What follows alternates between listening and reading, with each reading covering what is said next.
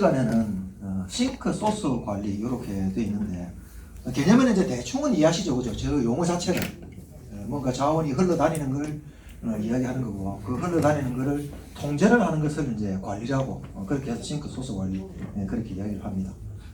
그래서 요 앞에 그래프 요거를 좀 이제 좀 기억을 하셔야 됩니다. 요 뿌리가 자라는 모양. 통상적으로 우리가 지금까지 배울 때는 이 뿌리가 자라는 모양이 가을쯤 되면 이렇게 올라갔습니다. 근데 저는 이제 새로운 개념, 그러니까 최근에 활발하게 주장하고 있는 개념으로 적용을 했습니다. 뭐 광합성을 보시면은 이렇게 광합성 산물은 쭉 한참 있다가 올라가고 자랄 때는 탄수화물 농도는 뚝 떨어졌다가 이제 이 광합성이 당연히 올라가니까 가지가 다 자라면서 어느 정도 신초 성장이 이렇게 녹색이 멈추니까 당연히 이제 농도는 올라가겠죠. 이거를 머릿속에 좀 기억을 해주시면 좋겠습니다. 이건 뭐 개략적으로 넘어갈게요. 간단하게만 설명드리겠습니다. 익히 이제 말씀드린 것처럼 뭐 싱크 소스인데 소스는 나가거나 자원을 공급을 해주는 거, 곧 또는 이제 그런 기관 이제 그런 것들을 다 포함을 하고 싱크는 거꾸로 이제 자원을 가져가는 쪽 그렇게 보시면 되겠습니다. 또 용어 중에 이제 국내에서는 잘 쓰지는 않는데 동시 제한이라는 이런 말들이 있는데 요거는 뭐 아래쪽도 제한하고 이게 싱크도 제한하고 소스도 제한하고 이제 그런 개념입니다. 예를 들면은 밑에서 수분이 너무 많아서 봄에 나무가 너무 빨리 자랄 때 과방 같은 경우에는 거꾸로 이제 빠져나갈 수 있지 않습니까? 과방으로 많이 가야 될 자원이 신초로 빠져나간다 그럴 때 만약에 소스인 수분을 제한하고 적심을 하면은 적심을 하게 되면은 소스를 어느 정도 수분을 제한하고 적심을 해가지고 싱크도 제한하면은 과방으로 물기를 돌릴 수 있겠죠. 그런 개념입니다. 그래서 동시 제한이라고 하면은 한 가지 외에 뭐 두 가지 이상을 이제 동시에 어느 정도 보고 간다는 그런 뜻이 되겠습니다. 이런 개념이니까 간단하게 넘어가겠습니다. 자, 요 앞에서 제가 설명드렸죠, 그죠? 요 그래프 기억을 꼭 이제 하시고.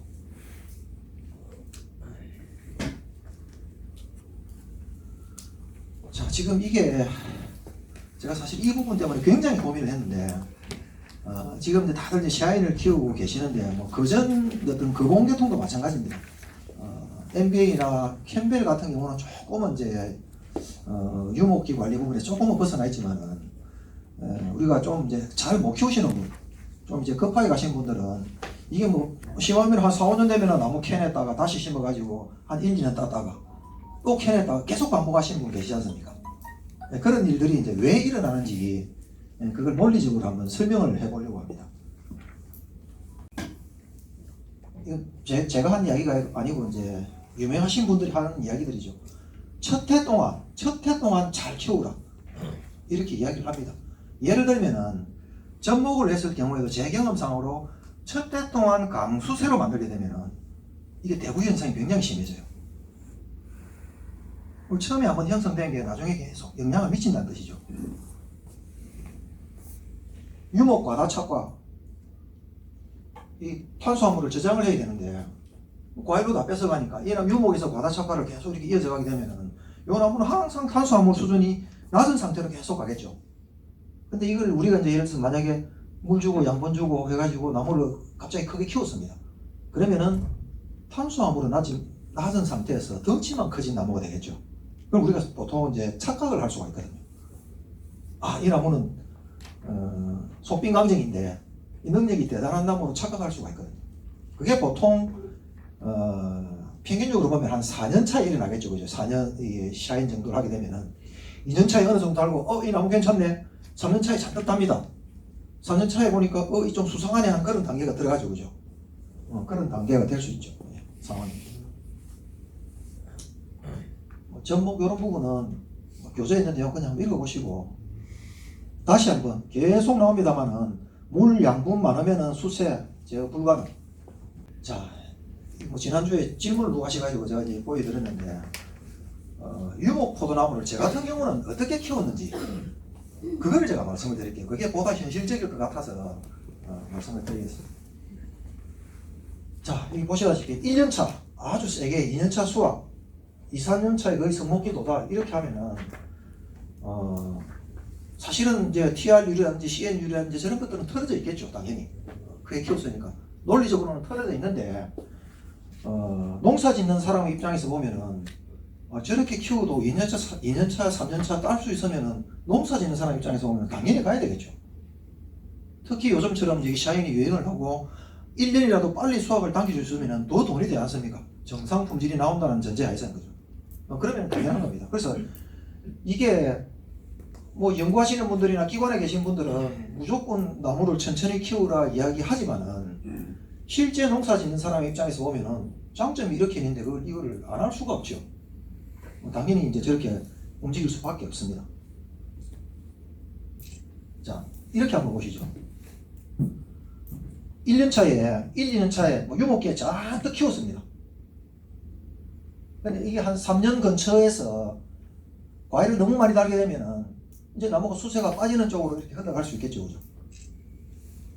현실적인 겁니다. 그러면은 이렇게 되더라도 이 상태로 가면은 우리는 유지를 할 수 있겠죠. 이론적으로 제일 좋은 거는 천천히 이렇게 가면 제일 좋겠죠. 시간이 걸린다. 실제로는 우리가 더 이렇게 가겠지만은 뭐 이 단계에서 보더라도 수확량은 확실히 적지 않습니까? 왜 그렇습니까? 나무 크기가 작지 않습니까? 천천히 키우기 때문에 나무 크기가 작은데 이게 능력이란 과일을 달 수 있는 능력이라는 측면에서 볼 때는 TR율, CN율이 틀어져서 그런 거지 나무 자체의 절대 크기는 굉장히 크거든요. 그래서 과일 당연히 많이 답니다. 그래서 이제 지금 우리가 이제 보는 관점이 이 단계에서 요 단계에서 1의 방향으로 가지 않고 3의 방향으로 어떻게 돌릴 건지 요거를 한번 고민해 보죠. 굉장히 우리가 이 고민을 하고 있는 부분들이죠. 그죠? 자, 결론은 간단합니다. 물이나 양분을 조금 줄이면서 과일을 약간 희생하는 게 필요합니다. 실제로. 쓰라린 경험하신 분들 굉장히 많으실 텐데 실제로 그렇죠. 당하고 난 다음에 이제 후회를 하거든요. 그래서 제가 이제 하는 부분이 이거를 충분히 설명을 드리려고 하고 당연히 여러분들 다 아시면서도 안 하는 거 이거를 조금 더 강조하려고 하는 거죠. 근데 이거는 하나 참고로 하셔야 됩니다. 나무를 굉장히 크게 키웠는데 TR 저거는 사실은 우리가 조절을 합니다. 전쟁을 통해서. 그죠? 비율은 안 맞지만 요거는 자꾸 위는 크지만은 큰 거를 잘라버리면 맞출 수 있지 않습니까? 근데 한 가지 안 되는 거는 CN은 마음대로 조절이 안 됩니다. 저거는 뭐 양의 개념도 되지만은 농도의 개념도 있거든요. 이 부분을 요거를 어떻게 하면은 뭐 이는 일단은 뭐 아주 원론적인 거니까 제쳐놓더라도 이를 어떻게 3으로 유도를 해가는지 뭐 제 경험까지 포함해서 말씀을 드리겠습니다.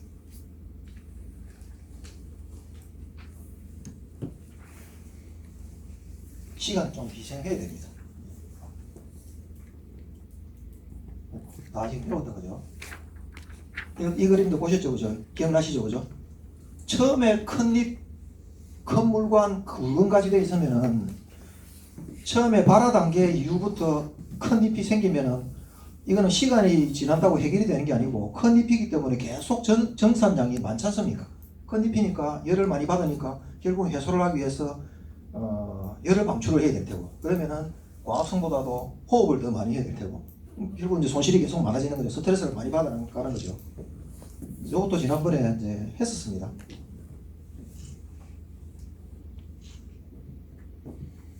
자, 이거는 조금 별개의 문제인데 이제 보충 책에는 없는 내용인데 보충 설명을 드릴게요.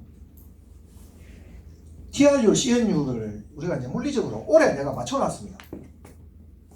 올해 지금 만약에 올해 딱 맞춰놨어요. 내년에 비해서 보면 어떤 일이 일어날 수 있냐면은 이게 시간이 지나면은 이게 지금 잘 안 보이는데 물관 기능을 전혀 못하는 부분이 늘어나요. 시간이 지나면은. 그 다음에 뭐 물만 겨우 통하는 정도. 실제 기능을 하는 뿌리는 활발한 기능을 하는 뿌리는 새 뿌리. 그 다음에 작년 뿌리 일부가 어느 정도 기능 이렇게 됩니다. 그래서 이 그래프를 자세히 보시면은 뿌리 발달 그래프와 거의 비슷하죠, 그죠? 그래서 물리적으로 올해 내가 뭐 발근제라든지 각종 방법을 동원해서 그냥 물리적으로 저걸 고정적으로 딱 만들어 놓고 난 다음에 내년, 내후년 그 다음에 이렇게 고정적으로 가는 건 아니라는 거죠. 오래 난 뿌리가 내년 이후가 되면 쓸모없는 뿌리가 될 수도 있거든요. 요거는 참고로 좀 말씀을 드리겠습니다. 보통 우리가 이제 나무가 여름에 스트레스를 받을 때 요게 이제 메가파스칼이라 해가지고 마이너스 1메가파스칼을 나타내는 겁니다. 그래서 보통 마이너스 1메가파스칼 정도 되면은 잎이 약간 처지는 정도가 됩니다. 이때 정도 되면은 요게 이제 물관 전도도 손실을 나타내는 건데, 자, 요 잎이 약간 처지는 정도 되면은 쭉 따라가면은 70% 정도는 거의 물관 기능을 못하죠. 그러니까 70% 정도는 거의 손실을 본다는 뜻입니다. 그래서 저기 아까 여기 보시다시피 초반부터 잎이 이렇게 커져서 호흡 손실이 날 경우에는 나무는 고원기가 되면 거의 광합성은 포기한다고 봐야 되겠죠. 네. 그래서 자료를 근거로 잠시 말씀을 드렸습니다.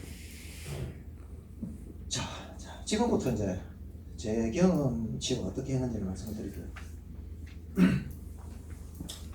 이거를 잎 크기와 잎 수를 가지고 제가 이제 그 논리적인 설명을 한번 해보려고 합니다. 만약에 어떤 처음에 자기가 가지고 있는 총 뭔가를 똑같이 가지고 있었다 그러면은 그럴 때 초반에 빨리 자랐습니다. 초반에 빨리 자라서 굵은 가지 큰 잎을 만들면은 상대적으로 자원을 많이 소모하겠죠. 그러면은 잎의 경향이 이렇게 갈 가능성이 높겠죠. 처음에 빨리 자랐다가 뚝 떨어질 가능성이 있겠죠. 그죠?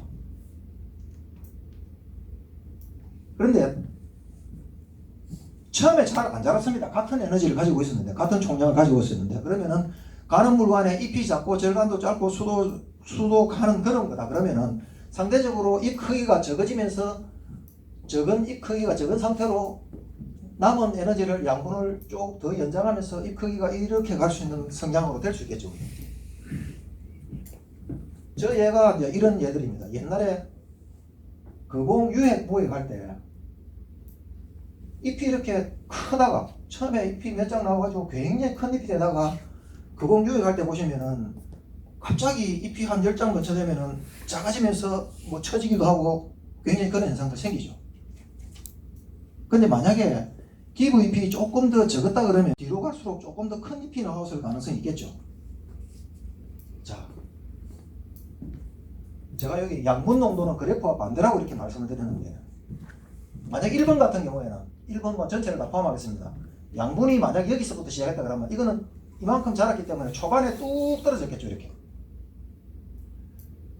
만약 이게 개화기다 그러면은 저는 굉장히 문제가 될 수 있겠죠. 그 다음에 2번 같은 경우에는 상대적으로 덜 떨어지기 때문에 개화기 근처에서 아마 조금 더 높은 양분 수준을 가지고 있을 겁니다. 그 다음에 한여름이 되게 되면은 이거는 큰 잎을 가지고 있기 때문에 수분 손실이 더 많아지겠죠. 그러니까 광합성 효율이 떨어지겠죠. 저렇게 됐을 경우에는. 그래서 굵은 물관 같은 경우에는 이게 이제 강수세 나무고, 뭐 TR율에서 지상부가 굉장히 큰 나무고, 거꾸로 이제 질소는 굉장히 많은 이런 나무죠. 이런 거 같은 경우는 요 편의상 요걸 제가 R 단계라고 하겠습니다. 그러니까 TR에서 뿌리의 수분 공급 능력이 지상부의 수분 공급 능력을 초과하는 단계죠. 그러니까 정사는 많이 안 하고 뿌리 수분 공급 많이 한다는 뜻이죠. 그래서 굵은 물관 같은 경우에는 물관 저항이 적으니까 결국은 뿌리 압력 그대로 잎까지 다 전달하니까 잎이 커지게 되겠죠. 가는 물관 같으면 물관 저항이 적기 때문에 상대적으로 이렇게 가겠죠. 그래서 옛날부터 이제 유목기의 강수세는 나중에 문제를 일으키기 때문에 천천히 키우고 단단하게 키우라는 말이 사실은 이 말입니다. 그런데 우리가 알고 있는 거의 모든 문제는 사실은 이 단계에서 일어나는 게 아니고 거의 개화 전의 이 단계에서 거의 모든 게 결정이 되거든요. 그래서 강수세 나무는 나중에 무조건 문제가 생길 수밖에 없죠. 수분 스트레스를 많이 받고 뭐 농도가 많이 떨어지니까 갑자기 생리장애도 생기고 지난 시간에 말씀드렸다시피 이제 그 탄수화물 저항이 모자라니까 당도에도 문제가 생기고 다 안고 가는 거죠. 전부 다. 그럼 이거를 이렇게 만드는 방법이에요. 이의 상태로. 이건 제가 이제 호주 가서 찍은 사진입니다. 잎을 이렇게 자세히 보시면은 이 밑에서부터 뭐 큰 잎도 조금 있긴 하지만 여기 제 PC로 자세히 보니까 이게 꽃이 피고 있더라고요. 꽃이 피고 있는 상황인데 이 크기를 이렇게 쭉 보시면은 쭉쭉쭉 가긴 가는데 지금 보통 우리나라에서처럼 막 갑자기 천잎부터 해가지고 이렇게 커지면서 이렇게 가진 않지 않습니까? 요 말이 무슨 말인가 하면은 이런 거죠. 잎이 갑자기 커지지 않고 갑자기 1번처럼 이렇게 가지 않고 이렇게 갔을 가능성이 굉장히 높다는 이야기죠. 이해가 되십니까? 즉 거꾸로 이야기하면은 뿌리의 능력이 굉장히 강할 때도 어떠한 방법인지는 모르겠지만 그게 뭐 수분이든 바람이든 절대 바람이 많이 불을 건 그건 잘 모르겠습니다만은 비가 안 왔건 어쨌든 모든 조건을 다 포함했을 때 이번처럼 갔다는 이야기는 기본적으로 뿌리 능력이 강할 때 특히 이 밑에 쪽 부분이 어떤 이유에 있는지 굉장히 억제됐다는 이야기죠. 이게. 물건이 작았을 수도 있고요. 그죠? 근데 통상적으로 우리는 이렇죠. 쭉쭉쭉쭉 자라나가지고.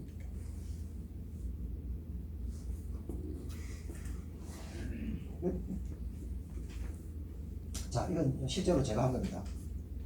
사전 결정된 거. 접목. 대부 현상을 거꾸로 이용해서. 이게 접수고 이게 이제 대목이라 그러면은 대목이 가늘면은 결국 물관이 가늘기 때문에 저항이 많이 생기겠죠. 밑에서 퍼올릴 때. 뿌리 능력이 강할 때 저항이 생기겠죠. 길어지면 길어질수록 저항이 커지겠죠. 그죠? 그러면 뿌리 능력이 있다 하더라도 길어지게 되면은 저항이 많이 걸리게 되기 때문에 실제로 공급될 수 있는 수분은 적어지게 될 겁니다. 그럼 이걸 논리적으로 생각한다 그러면은 접목을 해놓고 대부 현상이 있는 상태에서 길어지면 길어질수록 쭉 길어질수록 위쪽을 억제하는 효과가 있을 수 있겠죠.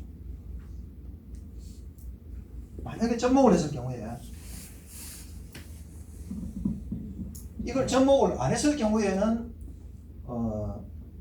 잎이 기부입이 커야 되는데 접목을 해서 여기 뭐 접목이 되는 건데 보니까 접목을 했기 때문에 요게 처음에 뿌리 능력이 강할 때는 이 근처 잎이 상대적으로 작아졌을 수도 있겠죠. 이 굉장히 중요합니다. 이런 개념이 이해를 하셔야 되는데. 근데 만약에 접목이 아니다. 물관이 굵어서 뿌리 능력대로 다 뿜어 올렸다. 그러면은 당연히 이것처럼 되겠죠. 자, 지금 제가 어떤 이야기를 하고 있냐면은 유목기 때 강수세 나무를 안 만들고 그 다음에 또 2년 3년 차에 들어서 잘못된 나무를 안 만들기 위해서 유목 관리를 어떻게 할 건지에 대해서 지금 이야기를 하고 있는 겁니다. 방향을 잃으시면 안 됩니다. 그 다음에 유인법도 적용을 했고요. 요 이제 대부 현상을 적용해서 가는 물관이 초기 식물 억제. 유인법 처음에 저도 단초를 했습니다. 이게 여러 가지 문제가 많아가지고 헤드케인이라는 방식으로 바꿨습니다. 헤드케인도 저항을 이용하는 겁니다. 예를 들면 이렇죠.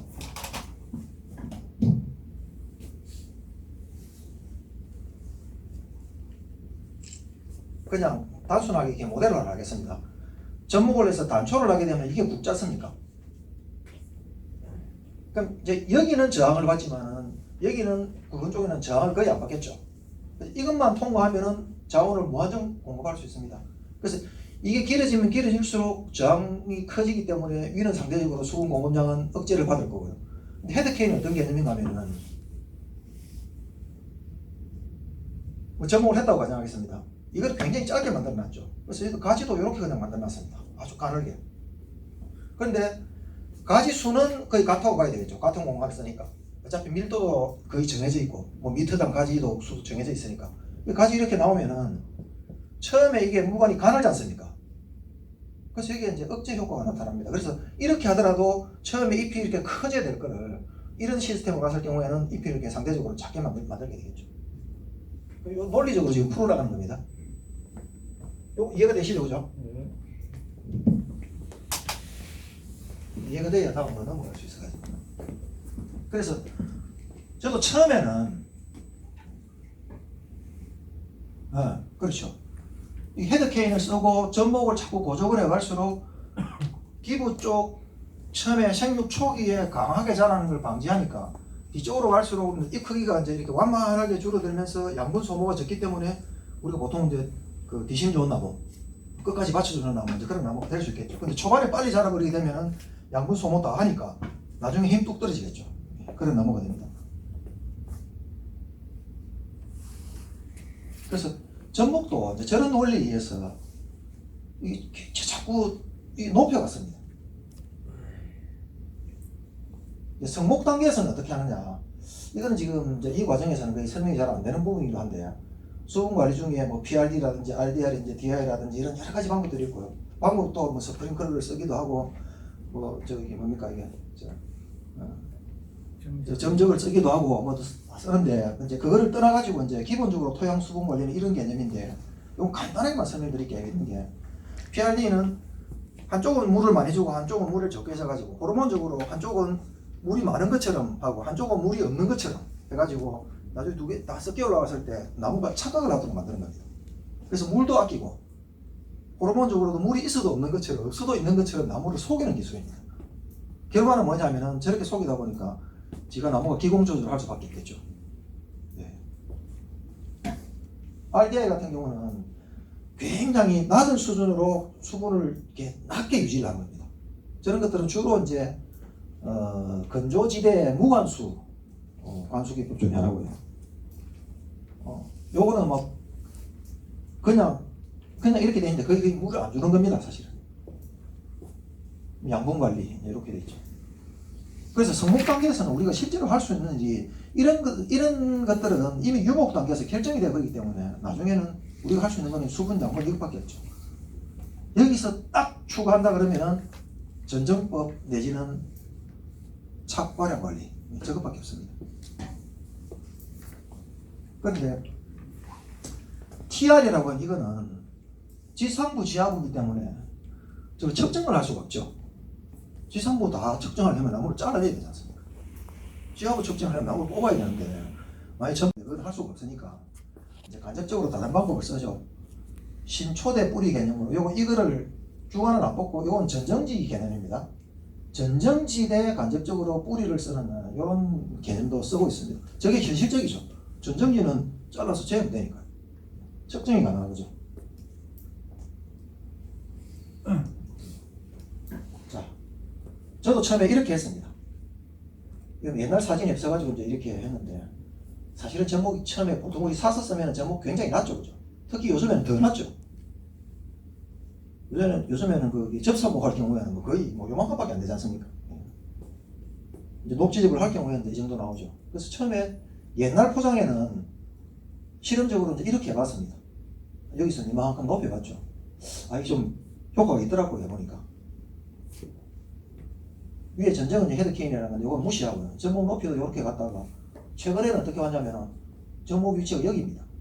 그러니까 이 전체가 여기고 이게 굵은 부분을 요만큼 정도로 줄여버렸습니다. 물관이 굵은 부분을. 결국은 뭐냐면은 물건이 가는 부분을 최대한 많이 유지를 해가지고 특히 생육 초기에 나무를 억제하게 하는 거죠. 개화기까지. 근데 이제 이게 사실은 기후 조건이 되고 더 좋다 그러면은 아주 작은 이런 나무로 가겠죠. 이게 유럽에서 쓰는 거죠.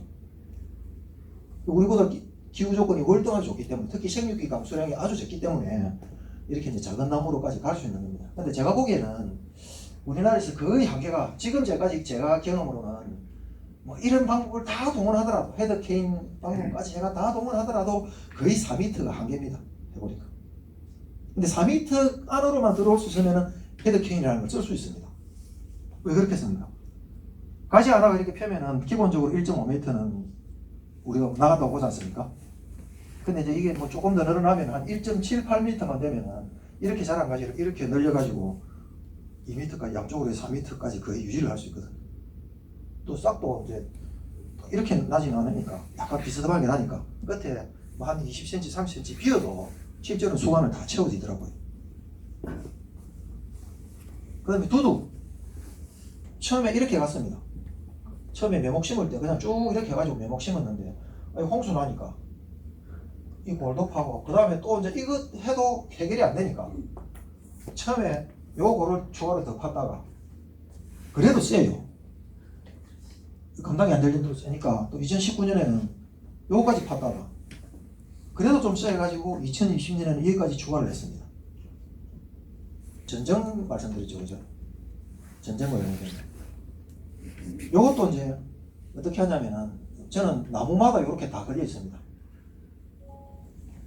요건 이제 나무에다가 이렇게 기록을 해놓으면은 이제 바로바로 볼 수 있죠. 옆에 나무에 가서 보면은 이 나무가 작년에 어떤 정도의 나무였고 어떤 능력을 가진 나무였고 지금 나무를 보니까 이게 이상한 데로 간다, 정상으로 가고 있다 아니다를 보고 판별할 때 이런 걸 쓰거든요.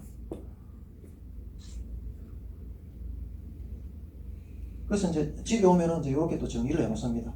엑셀 같은 거 이렇게 나중에 쭉 관리를 하기 위해서. 근데 이걸 가지고 착과량만 조절한다는 이 개념이 전정 무게를 가지고 이제 결국은 착과량을 조절하기 위한 건데 이게 지난번에 한번 제가 설명을 드렸죠. 라바즈 인덱스라는 거를 1900년대 초에 저 사람이 만들었다고요. 근데 이걸 해보면은 이게 좀 불편한 게 있습니다. 전정대 착과량이니까 전정 시점에서 착과량을 한참 뒤죠. 그러니까 전정을 해놔놓고 착과량 조절을 하려면은 전정과 착과 조절을 별개로 가야 돼요. 처음에 전정 다 해놓고 나중에 보면서 계속 과외를 따가야 되거든요. 시간이 지나면서. 근데 이게 이제 현실적으로 좀 문제가 있죠. 경험 없는 사람 같은 경우는 뭐 망칠 수도 있고. 그래서 이제 최근 나온 개념이 어떤 개념인가 하면은 이거를 전정 시점에서 뭔가를 좀 결정을 하자는 거죠. 그러면 나중에 일이 좀 많이 줄어들 수 있지 않습니까? 그래서 나온 개념이 이건 한국말이 없어서 제가 이렇게 그냥 편의상 번역을 했습니다. 균형 전정이라고 하는데 이게 66년 정도에 나왔습니다. 한 60년 동안 계속 이런 개념으로 사용을 하다가 한 60년 지나는 시점에 이게 불편해서 뭔가 문제가 생기니까 이런 개념으로 간 거죠. 지금 제가 적용을 하고 있는 걸 지금 말씀드리는 겁니다. 그래서 이런 개념은 어떤 개념인가 하면은 전정 무게당 몇 눈을 남기고 기본 전정 무게당 그 다음에 추가 무게당 몇 눈을 남기고 이런 개념입니다. 그래서 이제 그래프를 그려보면 이게 이제 나무마다 다르겠죠. 이 포장마다도 다릅니다. 어떤 나무는 처음에 예를 들어서 이 같으면 3kg에 처음에 70눈을 남겼다가 이게 5kg가 되면은 100눈을 남기는 이런 개념이죠. 이거를 라바즈 인덱스에 하니까 이 문제가 되니까 이제 이걸 좀 편하게 해서 이렇게 하는 거죠. 실제로 제가 이렇게 하고 있습니다. 그래서 이제 관계 이제 지금 현재는 적어도 올해는 생육 조절을 이렇게 들어갔죠. 여기 이 크기를 자세히 보시면은 뭐 집게가 있으니까 지금 제가 어제 찍은 거거든요. 이 크기를 보시면은 밑에서부터 위에까지 거의 일정하게 이렇게 흘러가게 만들어 놨습니다. 요 사진하고 호주에 있는 요 사진하고 이제 비교를 해보시면 자 지금까지 과정을 보시면은 이렇습니다. 뭐 대목을 쓰든 헤드 케인을 하든 뭐 전목을 고접을 하든 뭘 상관없이 아니면 또 토양 조건이 좋고 기후가 좋건 초반에 너무 빨리 자라서는 이게 문제가 되더라는 거죠. 그래서 저는 제 현실에 맞게 이제 지금까지 요 과정처럼 이렇게 지금 해온 거죠. 이거 장점은 간단하죠. 개화 전까지 양분을 아끼겠다는 겁니다. 지난 시간까지는 어떻게 하면 양분을 전년도 양분을 저장을 할까에 초점이 좀 맞춰졌다 그러면은 유목 단계 내지는 적어도 개화전 단계까지는 이제는 양분을 높은 거를 많이 쓰는 개념이 아니고 그러니까 많이 써서 이렇게 양분이 뚝 떨어지게 하는 개념이 아니고 이제 요거를 이만큼 같은 조건에 있었더라도 이 양분을 덜 쓰게 농도를 덜 떨어지겠다는 거죠. 어디다 쓰려고요? 과일에 쏟아 먹겠다는 거예요.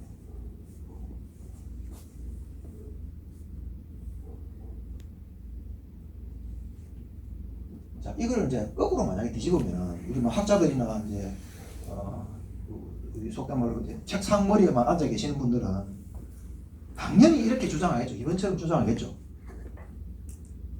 그럴 수밖에 없지 않습니까? 일본은 당연히 문제되고 잘못하면 다른 길로 가고 생긴장이 생기니까 당연히 문제가 되니까 일본처럼만 주장을 하겠죠. 근데 저는 이제 뭐 중간자 입장 내지는 재배자 입장에서 보면은 빨리 키우고 가지고 이렇게 하면 돈 되니까 뭐 이렇게 바꿀 수만 있으면 되지 않습니까?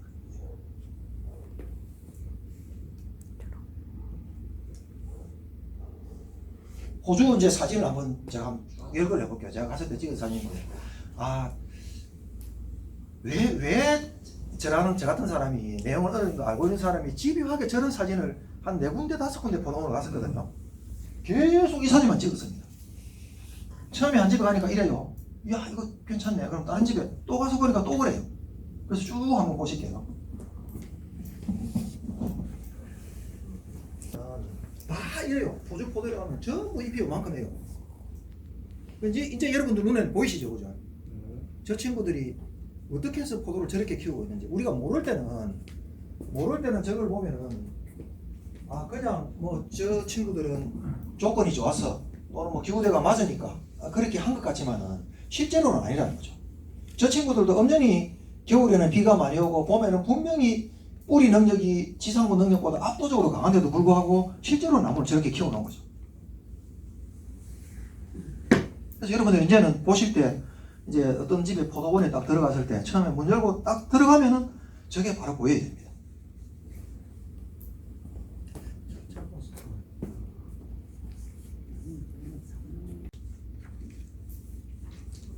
이렇게 된 요인에는 여러 가지가 있을 수 있습니다. 바람이 호주도 심하거든요.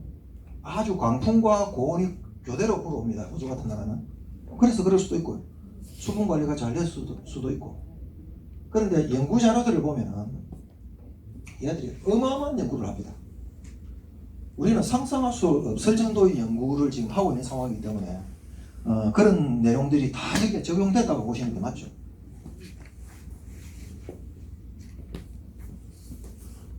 제가 양조용 포도와 생식용 포도를 이야기할 때 변색 전까지는 같다고 했지 않습니까? 이 양조용 포도거든요. 그럼 지금 개화기니까 생식용 포도도 이렇게 가면은 결과가 훨씬 잘 나오겠죠. 논리적으로.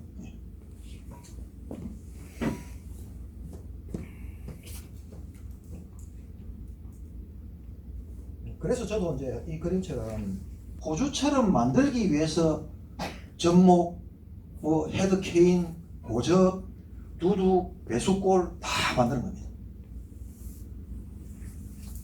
근데 여러분들 조건에서 이제 저같이 아는 조건분도 계시겠죠, 그죠? 제가 보시다시피 저 같은 경우는 침수가 되는 구역이거든요. 지역이니까 어쩔 수 없이 이런 걸 선택을 할 수밖에 없죠. 두둑 이렇게 물 담으니까 골 파고 장비 다니려고 해놨던 자리를 골 파가지고 장비 안 다니고 뭐 안 되니까 또 파고 또 파고 또 파고 또 파고 해서 이렇게 이제 착과량 조절하고 이렇게 간 거죠. 그래서 이 과정들에 대해서 여러분들이 한 번쯤은 좀 심각하고 깊이 생각해 보셔야 됩니다. 왜 저렇게 갈 수밖에 없고 호주 친구들은 왜 저렇게 만들어 놨고 저렇게 했을 경우에 왜 어떻게 해서 좋은 결과가 나올 수 있는지에 대해서 이제 진지하게 한번 고민해 봐야 되겠죠. 질문 없으시면 잠시 좀 쉬었다 하겠습니다. 정도를 낮추려면 전년도에 수세 조절이 되어 있어야 되겠죠. 수세 조절이라는 거는 가지가 잎 사이즈가 일정하게 꾸준하게 이렇게 자라갔다 그러면은 눈마다 골고루 농도가 일정하게 들어가겠죠. 그렇게 해야지만 발화를 골고루 시킬 수 있지 않습니까? 그게 결국은 이 사진입니다. 저리 하려고 하면 그러니까 주지를 아예 있잖아. 주간부에 푹 잡아놓은 거. 못 먹어야 되잖아. 아니지. 저기서 나오는 거예요. 열매를 단다는 얘기. 이건 되게 옛날 포장 사진인데. 죄송한데 병 현상이 생겨가지고. 이런 거 보시죠. 다 꺼내내고 그냥 설거지 안 하면 이렇게 놔도 이건 이제 유인하기 전이겠네요. 제대로 유인하기 전. 이건 왜 거꾸로 사진이 거꾸로예요? 왜 거꾸로 된 위에서 고접했는 거 밑에서 위로 보면 이렇게 보시거든요. 밑에서 위로. 약간 처진다지네 이렇게. 옆에서 보면 이런 모양. 가까이서 보면 그냥 다 잘라버리고 그냥 외가지 하나 이렇게 놔두죠. 그래서 헤드 케인의 방법을 쓰면은 아까 저기처럼 굉장히 효과는 좋은데 저게 기술적인 난이도가 있죠. 그래서 재배 기술이 일정 수준 이상 안 되면은 저거를 마음대로 구사를 할 수가 없어요. 그러면 싹이 오로 안 나니까. 그러면은 지베리 농도 낮추려면은 전년도 수세 조절이 돼야 되고 수세 조절이 뭡니까? 이거죠. 전년도 이걸 제일 앞으로 당겨볼게요. 자, 지베레린 농도 일정하려면은 이 자라는 가지를 쭉 따라서 성장 속도가 일정해야 되겠죠. 맞습니까? 빠르면은 지베레린 농도 많으니까 뭐 빨리 자란 가지. 예를 들어서 우리가 보통 우리나라에서 키우면은 이렇게 이제 4, 5절간을 이 장초 전정을 하면은 한 4, 5절간 근처에서 바로 안 되는 경우 굉장히 많지 않습니까? 그 부분이 자세히 살펴보면은 잎도 굉장히 커져 있을 거고요. 절간도 아마 갑자기 길어졌을 겁니다. 그런 데는 싹 안 틉니다. 늦게 틀어요. 그래서 이제 잎을 요렇게 가고 저도 이 모양을 만들려고 잎 크기가 별 차이 안 나게 작으면서 큰 차이 안 나게 만드는 게 결국은 이런 기술을 다 동원해서 만드는 거죠. 앞에서 이런 것들을 다 동원해서. 그래서 이제 여러분 포장해서 만약에 이제 이런 기술을 적용하시려면 지금보다는 기술적으로 이제 조금 높아야 되는데 그러면 이제 이런 거를 개념을 알아야 가능하죠. 그래서 유럽종으로 실제 들어가면 사실은 좀 까다롭습니다.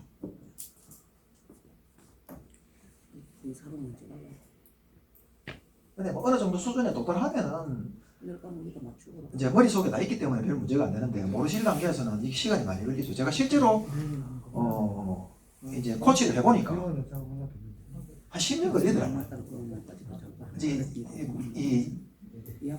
이제 경험 있는 친구들한테 가르치는데도 아 이제 감이 옵니다. 그게 한 7년에서 10년 정도 걸립니다. 근데 왜 그렇습니까? 1년에 한 번밖에 실험을 못 하지 않습니까? 할 거는 굉장히 많은데 1년에 한 번씩 해가지고 해봐야 1년에 만약에 이런 개념들을 내가 한 5개씩 적용하다가 10년이면 50개인데 사실은 여러분들이 가만히 생각해 보시면은 포도 재배하면서 생각이 될 게 50개 훨씬 넘죠. 그렇지 않습니까? 하다못해 물 주는 방법부터 시작해가지고 굉장히 많으니까. 심지어는 그 우리 물 줄 때 그 노즐 같은 거 있지 않습니까? 그런 것들도 우리가 고민하지 않습니까? 그렇게 따지면 시간이 걸리죠.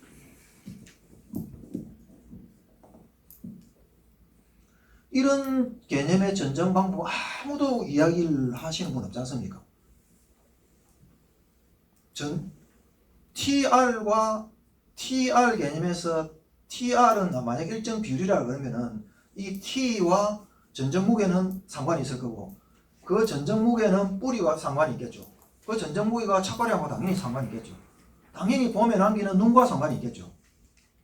그게 지금 전부 뭐 균형 전쟁이라든지 라바즈 인덱스라든지 뭐 이런 것들로 다 연결이 되는 거죠. 그래서 논리적인 개념을 이렇게 쭉 연결해야 이게 이제 응용이 가능한 거죠. 참고로 저는 연말 전쟁 끝나고 나면은 여기 있는 숫자들을 싹 다 넣으면 아주 간단하게 내년도 몇 킬로 달 수 있는지 그냥 엑셀로 바로 계산되거든요. 네, 그렇게 이제 시스템을 만들어 놨죠.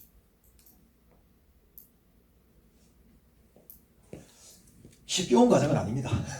굉장히 어렵게 왔습니다. 자, 바라에서 신초 엽기. 요거 우리나라에서는 지금 특별히 규정을 안 합니다. 바라 단계에서는 싹이 트야 되니까 무조건 물 많이 주세요. 이렇게 해요. 물 안 주면 절대 싹 안 틉니다. 근데 그게 아닙니다. 사실은 최소 두 가지를 고려를 해야 되죠. 전년도의 수세 부분과 올해 수분인데 전년도 수세가 안정적이라 그러면 올해 수분량 적게 줘도 되겠죠. 그 말은 무슨 말인가 하면은 전년도 수세가 안정이 되어 있다 그러면 올해 수분량이 상대적으로 적으면서 나무를 초기 단계부터 어느 정도 제어를 해 들어갈 수 있겠죠. 그죠? 그런 개념에서 제가 저렇게 이제 간 거죠. 그래서 바라기 신초 여기 요때는 이제 외국에서는 포도선 연구에서는 4인치 단계라고 해가지고 명확하게 거의 구분을 합니다. 저 때는 이제 바라 단계라고 그러는데 저 때는 사실은 가장 잘못되는 가장 큰 요인이 수분도 있지만 실제로는 온도입니다. 왜 그러냐면은 이렇게 한번 생각해 보시죠. 처음에 옛날 거공하우스에서 해보신 분 계십니까? 여기 안 계십니까? 거공하우스 하시는 분들 보면 어떻게 되냐면은 잘못되신 분들은 어떤 가지는 이만큼 자라 있는데 어떤 가지는 요만큼밖에 안 나와 있어요. 빈 가지 많고. 이게 왜 그러냐면은 발화 단계는 예를 들어서 온도의 측면에서 보면은 발화 단계보다는 예를 들어서 만약에 10cm 단계가 통상적으로 정상적으로 자랐다 그러면 이게 온도가 높죠. 10cm 단계에서. 왜냐면 기후가 온도가 올라가는 쪽이니까. 그러면은 이걸 인위적으로 온도가 높였다고 한번 가정을 해보겠습니다. 그러면 먼저 발화한 거는 빨리 커버리겠죠. 그쪽으로 막 이제 자원이 막 쏠리니까. 그 다음에 또 이제 그러다가 갑자기 또 추위가 왔습니다. 추위가 오니까 이제 멈칫해 있다가 또 온도가 올라왔어요. 그 다음에 나온 거. 먼저 나온 게 온도 높으니까 나와 있는 놈은 빨리 자라고, 그 다음 나오면 두 번째 자라고, 그 다음 나오면 세 번째 자라고, 천천히 자라게 됩니다. 그러면은 생각해 보시죠. 먼저 나온 놈이 좀 덜 자라게 하는 방법이 뭐가 있겠습니까? 저때는 온도밖에 없죠. 맞습니까? 발화 온도가 저 5cm 컸을 때 단계 온도보다는 분명히 낮겠죠. 계절이 그렇게 가니까. 그러면은 발화 온도에 맞춰가면은 발화는 되지만 위는 안 크게 할 수 있지 않습니까? 상대적으로. 그런 개념으로 보는 거죠. 그렇게 해야지만이 발화가 고르게 나오는 거죠.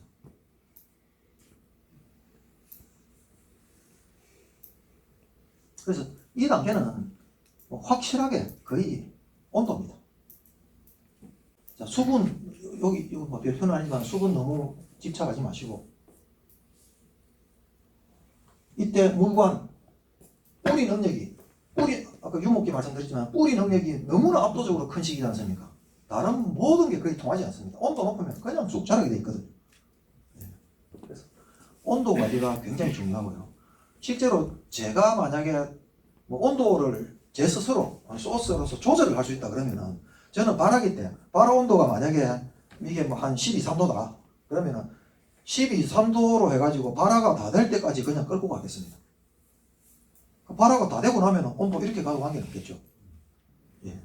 발화는 되니까 그 온도가 되면.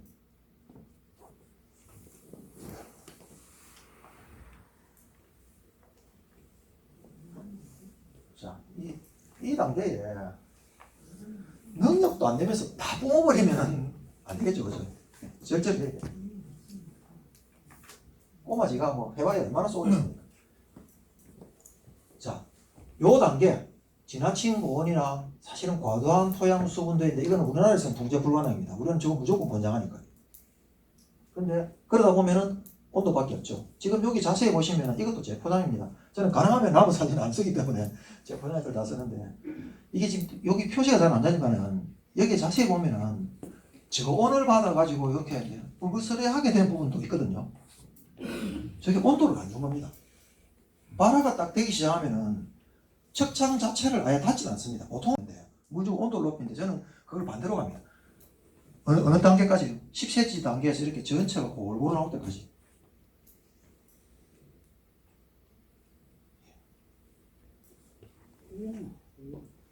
예. 그래서 이 정도 단계까지는 사실은 기온이 좀 낮거든요. 일반적으로 자연 상태에서는 기온이 낮기 때문에 큰 문제는 안 되는데 우리가 실용적으로는 특히 하우스 하시는 분들은 인위적으로 가온을 하는 게 문제입니다. 우리가 표준 하우스 재배해 보면은 저 단계쯤 되면은 기본적으로 17, 8도 넘어가죠, 그죠? 근데 자연 상태에서 저 온도가 저 정도 되면은 야간 온도 낮을 때는 어느 정도까지 떨어지냐면 2, 3도까지는 우습게 떨어집니다. 예. 그러니까 그 우리가 생각하는 것과 실제 나무가 자라는 자연 상태에서 자라는 것과 굉장히 괴리가 크죠. 예. 경험 있으신 분들은 아실 겁니다. 이 정도 되면은 바깥 온도 설이 맞을 정도 온도 떨어졌다는 거 아마 아실 겁니다. 예. 근데 요 단계 지나고 나면 바로 회복됩니다. 그런데 저 그림에서요. 예. 저 주지가 있는 저 선상에 거기다가 주관을 안 놓고 주관을 가해석에서 했고 우리가 길게 일부러 가져간. 요거는 그냥 아주 실용상의 문제인데 하우스 안에 공간 활용을 위해서 저게 저렇게 돼 있으면은 예를 들어서 우리가 2.7m 이렇게 나무를 심으면은 공간이 좁아가지고 뭘 할 수 없지 않습니까? 그러니까 이거를 2.7 대신에 5.4, 5.5m 이렇게 하면은 이 공간이 거의 5.5m 공간이 텅 빈 공간이거든요. 저거는 고접인 겁니까? 굉장히 높게. 보조입니다. 지금 좀 중간적, 그러니까 전의 포장인데 최근에 이제 거의 여기까지 해놨는데 맨 처음에 이제 낮게 하다가 이제 이게 좋은 효과가 있어서 초반 수세 억제를 하니까 당연히 수세 조절이 되니까 다음에 발화도 좋아지겠죠. 균일해지겠죠, 그죠? 논리적으로. 그래서 이제 최근에는 어디까지 왔냐면 여기까지 와 있죠. 여기서 60cm 지점에 접목을 해가지고 헤더 부분 30cm까지 갑니다. 그래서 이렇게 이제 쭉 발화를 아예 막 깔끔하게 그냥 이렇게 지켜내죠. 저렇게만 되면은 사실은 거의 성공 다 한 겁니다. 아시지 않습니까? 저 상태만 만들면은 사실은 어떻게 해도 조절을 할 수 있어요. 들쭉날쭉한 게 문제지. 그래서 이 시기는 온도입니다. 그래서 딱 한 가지라고 한다면은 저 바닥에 못 가요. 바닥. 온도 안 주시는 거. 고래 너무 심어놨는데. 지나친 가온 안 하는 것. 노지는 별 상관 없습니다. 음. 노지에서 가장 큰 영향은 전년도 수세입니다. 맞습니까? 물 주는 거하고 별로 상관없이 전년도 수세가 거의 다 결정을 되어버립니다. 아상해도 안 되는 건 안 되죠, 그죠? 강사님 저 그리면서 그러면 지금 뿌리는 지금 하우스 바깥으로도 있고 안에도 있고 이렇게 했네요. 이쪽 다가 그리고 있습니다. 중간에 그 골 저거는 등 같은 거 저거는 뭐? 아, 요거 말입니까? 예. 아, 이거 이제 여기 논이거든요. 전에 논은 어느 정도 상태인가 하면은 이게 바다였던 지역이라서 염이 많아가지고 이게 겨울 동안에 소금이 올라온 겁니다. 실제로. 소금이 올라온 거고 옆에 이제 5월달 되면 옆에 이제 완전 논입니다. 그래서 이게 수중 펌프를 놓지 않으면 하루 만에 여기까지 침수가 돼버리는 땅이었어요. 아, 그러니까 전에 앞에 그 전번에 교육받을 때 그리면서 바깥에 그 이게 도랑낸 그 예. 그게 이제 뿌리가 바깥에 절여 있기 때문에 그래. 그렇죠, 그렇죠. 바깥에 돌아내고 자꾸 낸 게 수분을 차단하고 이제 억제를 하려다 보니까 낮은 접목하다가 높은 접목하다가 또 이것도 이제 한계가 있으니까 이제 더 높이 왔다가 또 수영도 헤드케인으로 바꾸고 난 그렇게 갔죠. 예. 그래서 이제 이런 것들을 이제 주의를 하셔야 되는데 이 시기가 딱 지나치게 고온이 되게 되면은 이렇게 되죠. 있는 대로 뿜어내니까 자기 능력껏 뿜어내니까 이제 굵은 물관, 굵은 가지가 형성이 되겠죠. 한 5마디쯤 되면 잎이 대문짝만하게 그렇게 되겠죠. 네. 그래서 굉장히 절제를 해야 되는 시기입니다. 아, 그리고 싱크 소스 관리라는 측면에서 거의 모든 초점은 개화전에다 이렇게 관심이 두어져야 됩니다. 개화 후는 별 의미가 없습니다. 그게 내 통제 범위를 거의 벗어나 있는 겁니다. 생식 발달에서 보셨던 것처럼. 그래서 할 수만 있다면은 수세 조절과 수세 조절이 된다 그러면은 상대적으로 수분량을 줄이면서 발화를 고르고 빨리 가는 방향으로 그렇게 하는 게 좋죠. 요 단계는 하여튼 요것만 조심하시면 됩니다. 자, 또 한 가지가 이때 이제 되게 조심해야 될 게 이때 되면은 농사지을 생각 안 하시고 매 주변만 살펴보십니다. 옆집에 뭐 하는지, 옆집에 TV를 뭐 쓰는지, 뭐 어디에 있는 뭐 소통이 좋다더라, 영양제는 뭐 쓰느냐, 그것만 살펴보시거든. 맞죠, 그죠? 그 뭐 전에 있었던 거는 전정함으로 인해가지고 모든 게 다 나가고 싹 다 없어져버리고 요때는 오로지 그냥 그런 것밖에 관심이 없습니다. 옆집에만 눈이 나가 있죠. 농약방에만 눈이 가 있고. 근데 사실은 데이터가 자기 밭에서 이렇게 나와야 됩니다. 이 단계에서 굉장히 심각한 판단을 해야 되는데 자기 밭에서 전년도 착과량이라든지 최고 당도가 어느 정도 올라갔는지 수확 시기는 어땠는지 뭐 당이 어느 정도 속도로 올랐는지 뭐 관수 시비량 이런 거 전부 다 해가지고 밭에서 나온 정보 이걸 가지고요.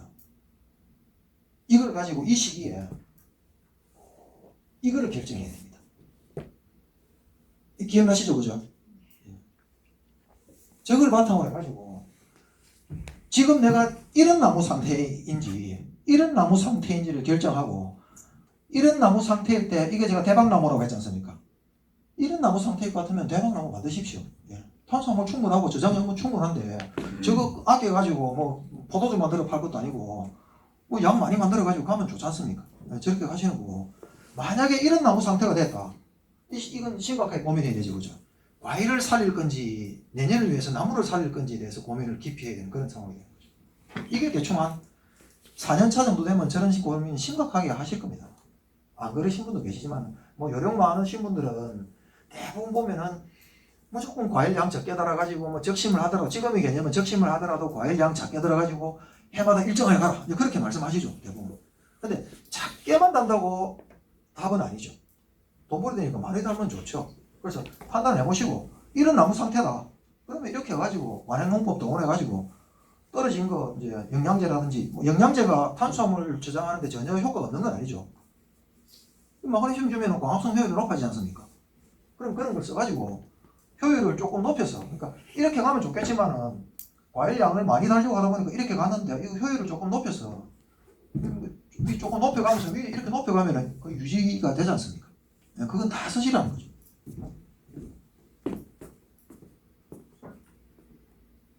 이런 상태 같으면 만약에 이게 어떤 한계선이다 그러면은 이건 정말로 고민하셔야 됩니다. 올해 과일을 딸 건지 내년을 위해서 나무를 살릴 건지를 고민하셔야 되죠. 그래서 요 단계에서는 봐라 이거 결정하는 거를 꼭 잊지 마십시오. 저거 대부분 잊고 삽니다. 그냥 아무 생각 없이 밭에 물 주놓고 그냥 기다립니다. 하늘만 기다리고 계시거든요. 다 잊고 계시죠. 그죠? 저런 거 생각 안 하죠. 저 단계 되면. 아주 예쁜 봉지에 담긴 영양제 차들을 다니시고 다 그러지 않습니까? 심하신 분은 뭐 저 전기 받는다고 정동진에 1월 1일 날 물 들어가시는 분도 계시다.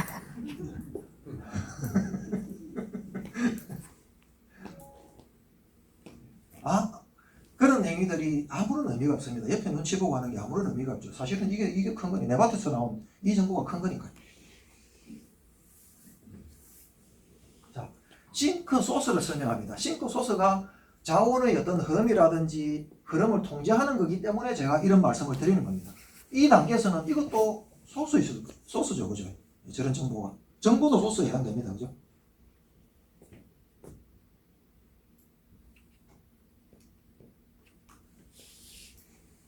봄에 나타나는 대표적인 현상들이죠. 이 외국의 예고, 요거 두 가지는, 요거는 뭐, 발화 단계를 나타내는 거고. 아까, 제 사진 보여드린 거 있죠? 제 사진 큰 예시 잎 작은 거 있지 않습니까? 그게 둘째 해에 어느 정도인가 하면, 이게 잎이 대물쩍하게 돼가지고, 봄에 냉해 때문에 이렇게 됐습니다. 수세 감당이 안 돼가지고. 이 과일 당도 15도를 못 넘어갔습니다. 어린 나무에 강수세를 자라면서 초반 잎까지 커버리니까 이게 탄수화물 농도나기 때문에 과일로 보낼 자원이 없죠. 보기는 멀쩡해 보이는데 실제로 맛없었습니다. 그래서 처음에 몇 송이 팔다가 포기를 버렸어요.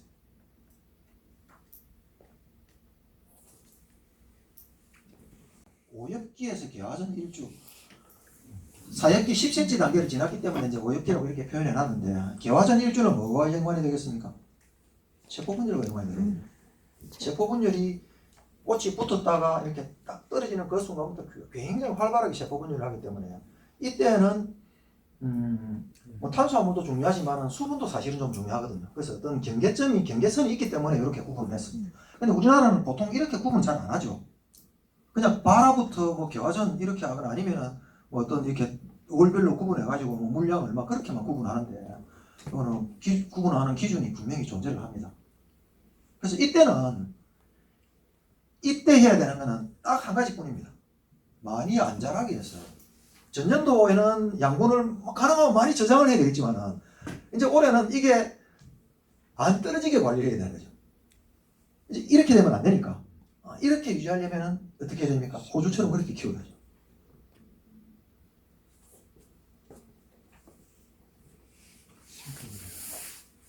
자, 이 시기에 사실은 제일 중요한 게 이겁니다.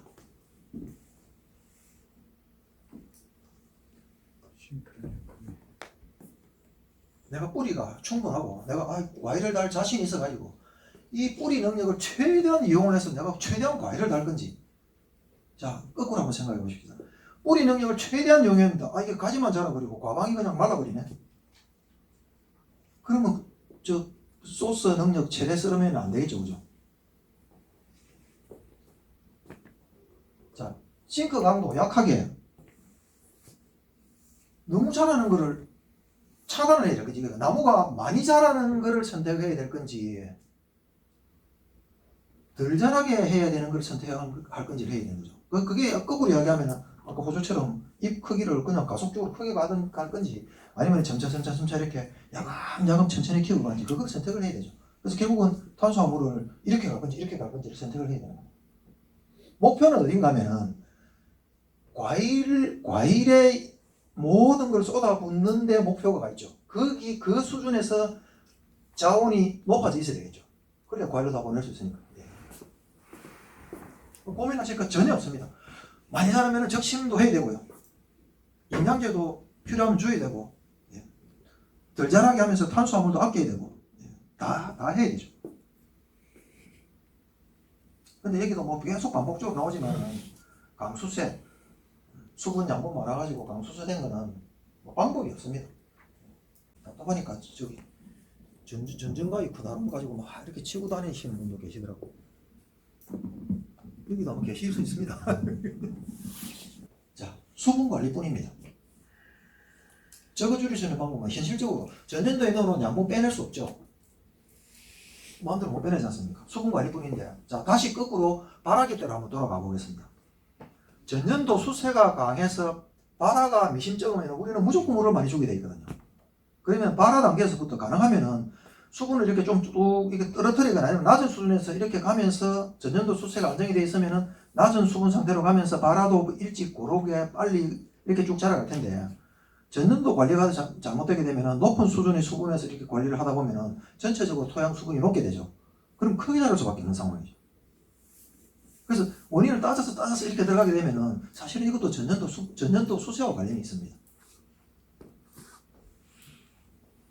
심하면 이렇게 되죠. 꼭 말라버리죠. 아까 프린세스 제가 저 사진 있죠. 요 앞에 나온 사진 있죠. 요 품종 있지 않습니까? 첫 해 달렸을 때 이런 거 굉장히 많이 생겼습니다.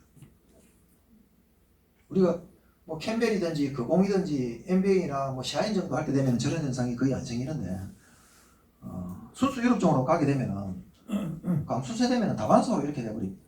저리로 가야 될 자원이 저게 이제 싱크 강도가 조금 세어서 뭔가 자원을 빨아들여야 되는데 전부 가지로 다 가버린 거죠. 그래서 이런 현상이 굉장히 많이 생깁니다. 똑같은 품종 프린세스 시드리스를 뿌리는 거죠.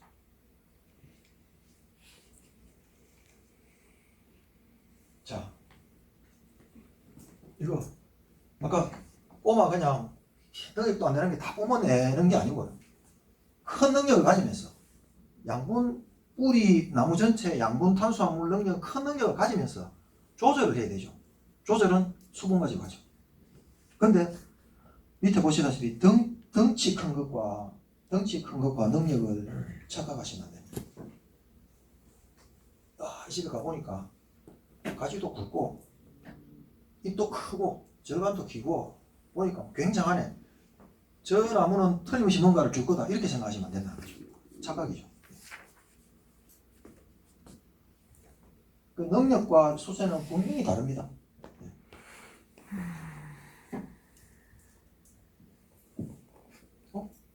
선이 봄에 이게 압력이 어느 정도 되냐면 한 3에서 4기압 됩니다. 저게 어느 정도가 하면은 뭐 수십 미터를 올릴 수 있는 정도의 실제로 압력입니다. 물관이 청청이 이렇게 막 공간이 있기 때문에 그렇게 못 느끼는 거지, 실제로 압력은 그만큼 대단하다는 거죠. 이거를 이렇게 쓰는 게 아니고 이 능력을 큰 능력을 이렇게 써야 되는 거죠. 뭐 기준들을 보면은 이제 이런 것들이 있죠. 앞서서 보신 것처럼 뭐 이게 두 번째 때 이렇게 되면은 계속 자라는 거고, 이렇게 내려오면은 조금 스트레스를 받고 있는 거고, 저런 것들이 이제 일종의 지표가 돼. 근데 우리는 너무 빨리 키우기 때문에 저게 사실 없어요. 계속 이렇게 자라가 다 잘라버리지 않습니까? 근데 이제 요런 게 보일 정도가 되면은 이제 나무를 충분히 통제할 수 있는 상황으로 갈 수 있는 거죠. 자, 꽃 피기 전에 이 시기까지 전부 다가 보시면은 저장분이 계속 떨어지는 구간입니다. 끊임없이 떨어지고 있죠. 그러니까 이때는 뭘 어떻게 해줄 수 있는 게 없어요. 아끼는 수밖에 없습니다. 잎, 가지, 굵기, 길이 뭐 다 적게 타입해야 되고 능력 수수에 혼동하면 안 되고 이전 상황 있어야 되고 눈치도 빨라가지고 이런 것도 볼 수 있어야 되고. 저 동물성 보는 거는 전번에 두 번째 동물성을 보라고 했잖아요. 예. 밑에서 두 번째를 얘기하는 거죠. 위에서도 그렇지. 위에서 두 번째. 그래서 계속 새로 나면 두 번째가 바뀌네요. 요게 첫 번째예요. 그러니까 요게 두 번째. 두 번째는 계속 바뀌는 거 아니에요? 그러면? 예, 저게 이제 자꾸 움직입니다. 움직이면서 아침에 가보면 이렇게 있다가 이 하나에 가보면 이렇게 돼 아니, 있어. 그런데 저게 자꾸 커면은 저 위에 게 저게 두 번째가 그렇죠, 되고 그렇죠. 그 계속 그것만 본다는 그렇죠, 얘기잖아요. 그렇죠. 그 위에 그것만 보고 계속 갑니다. 저는 저렇게 저번에 보면 안 돼요. 생각 이해를 잘못해가지고 나무 눈치 열심히 봐야 돼요. 사실은 이제 이걸 관리하기 이 과정에서는 제가 이제 표현을 안 했는데 수분 관리 기술이 굉장히 중요한데 제가 보는 자료 중에 한 4분의 1 내지 5분의 1이 수분 관리 기술이에요. 그만큼 양도 많고 복잡하기도 하고 또 지역에 따라서 다양하고 저걸 판별하는 기준도 이제 있긴 한데 그 정도로 수분 관리가 사실은 중요하죠. 토양의 수분이 어느 정도 돼야 돼요? 시기마다 다르죠. 발화 때는 예를 들어 발화 때는- 제가 느끼기에는 그렇습니다. 80%를 넘어가면 안 돼요. 80% 정도를 넘어가면 80%가 어느 정도 가면은 딱 지면은 물이 좀 흐려져 보죠. 충분히 섬에 나올 정도 됩니다. 그 정도 되면은 아무 걷잡을 수 있잖아요. 그래서 제가 보는 관점에서 수분은 55%에서 70% 정도 사이입니다. 그 정도로 왔다 갔다 하면 제가 보기에는 별 문제 없습니다.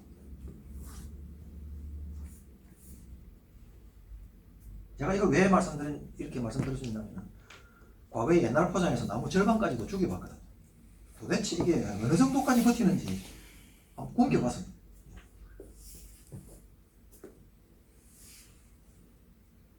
근데 포도재배에서 사실은 이 단계까지가 싱크 소스 관리할 때 해야 될 거의 모든 겁니다. 이게 거의 대부분을 다 하죠. 이 이유는 별 의미가 없습니다.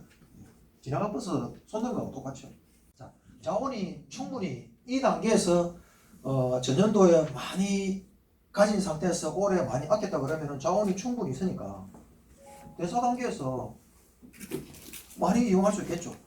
과피 만들고 과육 만들고 씨도 만들고 뭐 있으면 다 할 수 있겠죠.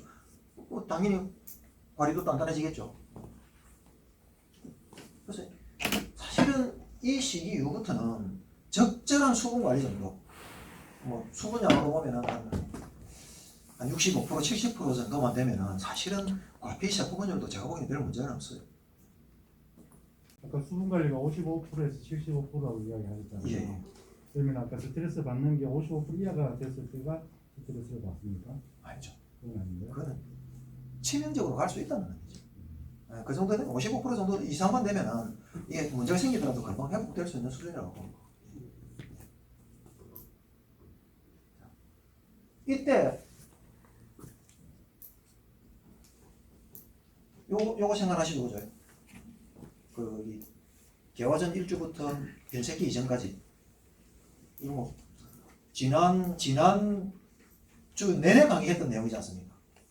이것만 기억하시면 됩니다. 단 탄소는 줄 수 없다는 거. 탄소는 전년도나 올해 요 단계 이전까지 아낀 거에 의해서 결정되지 이 단계에서 내가 할 수 있는 거는 아무것도 없다는 거. 그거 하나만 명확하게 기억해 주면 되죠.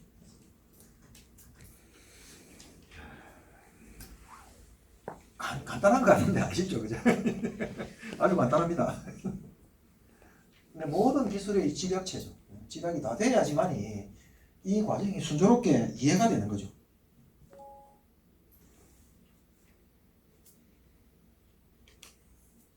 넘어가면 뭐 사실 아무것도 아닙니다. 예? 이거 할 게 없습니다. 이거 넘어가면 이미 버스 지나갔습니다. 이 시기에 변색 수확기 변색 수확기 사실은 비 오고 태풍 오는 거, 뭐 멀칭하는 거, 그거 막는 거 외에는 하는 일이 없지 않습니까? 터지는 거, 뭐 비가 올 수도 터지지만 실험적으로 비가 묻으면은 그 이렇게 과일이 이렇게 있으면은 특히 이제 꽃 밑에 이제 받치는 부분 있죠. 그 근처로 수분을 흡수해서 터진다고 되어 있습니다. 뭐 온도도 영향을 미치고, 온도 당연히 영향을 미치겠죠. 물고 막혀 있는데 안은 꽉 차 있는데 온도 올라가면 터지겠죠. 영향은 있긴 한데 그 이전에 앞서서 이 단계에서 정리가 잘 돼 있으면 견뎌낸다는 거죠, 대부분. 이 시기에 뭐 올해 비가 왔어, 뭐 기후가 안 좋았어, 뭐 내만 안 좋은 게 아니고 다른 사람들 다 똑같죠. 그래서 이거는 이 시기는 사실은 별로 할 게 없습니다. 잎의 입장에서 볼 때 아까 제가 포텐셜이라는 말을 잠시 썼는데 실제로 이제 아주 이게 포도를 잘하는 데 가면은 아슬아슬하게 이렇게 이제 관리하는 게 이상적이라고 합니다. 시드는 정도는 아니지만은 한낮에 딱 유지를 하면서 스트레스를 어느 정도 받는 정도, 그래야 안 자랍니다. 저것보다 더 수분 공급이 많아지면은 자꾸 자라니까, 자라는 차단하기 위해서 이렇게 하는 거죠. 버스 지나갔습니다. 할 수 있는 게 하나도 없습니다. 이 상황이 이해되시죠, 그죠? 네.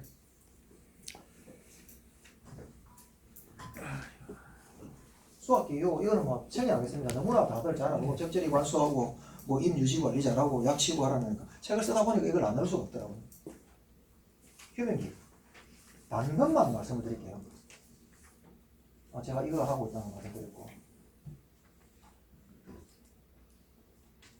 자, 단건을 할 때 강하게 자라니까 단건을 하죠.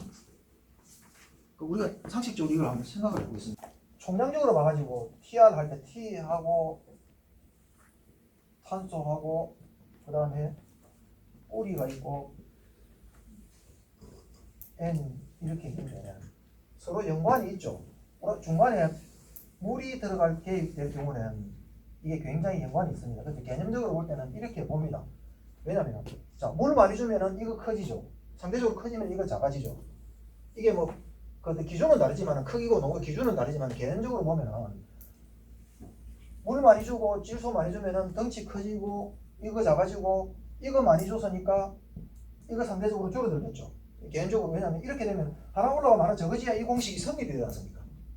밑에도 마찬가지죠. 많이 주고 많이 줬으니까 상대적으로 떨어져야 되겠죠. 그래서 이리 쭉 엮어보면 이런 식이 하나 만들어져요. 자, 그리고 조심을 해야 될 게 뭐냐면 덩치가 커서 단건을 하는데 전제가 있습니다. 이게 작은 상태 같으면 단건하지 마십시오. 이해가 되십니까? 상대적으로 뿌리가 작은 상태에서 단건을 하게 되면 저장량분이 이게 다 잃어버리지 않습니까? 탄수화물을 잃어버리거든요. 이거를 잃어버리게 되거든요. 가지고 있던 저장된 거를. 그렇지. 당연히 이렇게 되겠죠. 그래서 이 경우에는 안 하시는 게 좋죠. 그렇지 않다면은 어떻게 되냐면은 단건을 하되 이게 너무 크니까 이것도 많이 줄입니다. 이것도 줄어들겠죠. 줄어들니까 뭘 줄여야 되겠습니까? 다음에 이거 다 줄여야 되겠죠. 어떤 비율은 있겠지만 요 경우에만 단건을 하십시오. 근데 외국의 경우는 조금 다르죠. 외국의 애들은 이게 너무나 큽니다. 기후 조건이 좋기 때문에 이게 너무나 크기 때문에 얘들은 이거 자체를 그냥 줄이는 목적으로 단건을 하는데 우리는 그걸 따라 배워서 그냥 이것만 대뜸 하고 위에 수세는 그대로 놔두고 이걸 잡기 위해서 딱 줄이면은 이거 확 줄어드니까 다음에 대한 폭삭 망하게 되죠. 경험하시죠, 그죠? 주변에 이런 거 보시죠. 천안에 계시는 제가 아시는 분도 이렇게 해가지고 폭삭 망했습니다. 제가 한 2년 동안 가가지고 나무를 좀 살려드렸거든요. 과일 좀 달게 살려드렸는데 헤드케인 한다고 이렇게 잘랐을 때 뿌리도 같이 잘라줘야 됩니까? 거의 뭐 뿌리는 뿌리는 우리나라 기후 환경에서 거의 뿌리량이 적어서 손대야 할 경우는 극히 없죠. 왜냐하면 상대적으로 뿌리가 작기 때문에. 그 뿌리가 작은 이유가 결국 물과 양분을 많이 줘가지고 위에 있는 T라는 지상부가 커졌기 때문에 비율이 달라진 거지. 뿌리량이 처음부터 예를 들어서 컸는데 저 문제가 생긴 건 아니죠. 그래서 우선적인 게 이놈이 이제 우리가 외관적으로 보기에는 제일 눈에 보이는 건 이게 너무 커서 문제가 되지 않습니까? 자꾸 벗어나니까. 근데 개념적으로 보면 이게 상대적으로 커지는 원인은 이거 두 개 중에 적어도 한 개나 아니면 두 개도 안 돼. 이게 두 개 중에 원인이 돼가지고 이게 커지니까 어떻게 되냐면 이게 상대적으로 적어진 거고요. 이게 이 밑에서 식으로 보면 이게 두 개 늘어났으니까 이게 당연히 뿌리량이 상대적으로 적어질 수밖에 없죠. 그래서 결과적으로는 TR이 굉장히 큰 나무가 되어버리죠. 그러니까 지상부가 큰 나무가 된 거죠. 상대적으로 이게 적고 농도 떨어져 있고. 그래서 저 경우에만 당근을 하시는 걸 제가 권하는 겁니다. 가능하면은 우선적인 거는 지상부를 줄이되 당분간은 물과 질소 비료를 안 주는 게 제가 볼 때 나무를 살리는 길입니다. 개념적으로 대충 이해가 되시죠? 그죠? 정말로 최고 수단입니다. 저렇게 된 것 같으면 제가 요 예쁜 그림을 그려놨는데 사실은 연밭에 포도나무 심어놓은 거죠. 저렇게 생각하시면 됩니다. 자, 요거는 뭐 간단하게 용어만 정리하겠습니다. 구획화라는 말이 나왔기 때문에 뭐 대사와 거의 같은데 보시고 싱크 소스 구획화 차이나 뭐 대사와 연관된 자원 흐름 이런 정도입니다. 제가 자료를 보니까 프랑스 사람이 미국 사람이 아주 좋은 표현을 이렇게 해놨더라고요. 따라가는 사람 눈과 귀가 감각기가 한 마리 있으면 되는데 앞서가려면은 이게 속에 드는 게 있어야 되니까.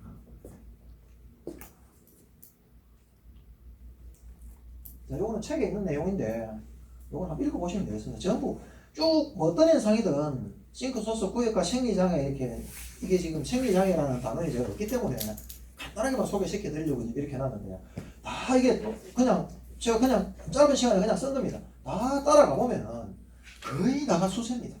전년도에 수세가 강해서 양분 저장 못하고 올해 못 아끼니까 당연히 저장 양분 문제가 생기니까 저장 양분 탄수화 문제 생기니까 생리는 문제 다 생겼죠. 대사 문제 생기고 고액화 문제 생기고 생리장이 생기고.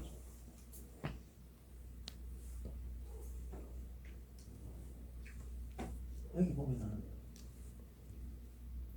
그래서 봤는데